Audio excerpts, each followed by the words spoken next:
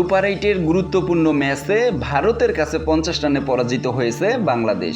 এই নিয়ে সুপার 8-এ টানা 2 ম্যাচে হারল টিম টাইগার্স। এতে করে বিশ্বকাপ থেকে ছিটকে যাওয়ার পথে রয়েছে তারা। ভারত ম্যাচের পরেই বাংলাদেশের বিশ্বকাপ যাত্রা শেষ হয়েছে। তবে জটিল সমীকরণে এখন পর্যন্ত টিকে রয়েছে বাংলাদেশের সেমিফাইনালে খেলার স্বপ্ন। সেক্ষেত্রে মেলাতে হবে অনেক হিসাব নিকাশ। গ্রুপের গুরুত্বপূর্ণ ম্যাচে ভোরে অস্ট্রেলিয়ার মুখোমুখি হবে আফগানিস্তান। আফগানরা তাদের প্রথম ম্যাচে ভারতের কাছে পরাজিত হয়েছে।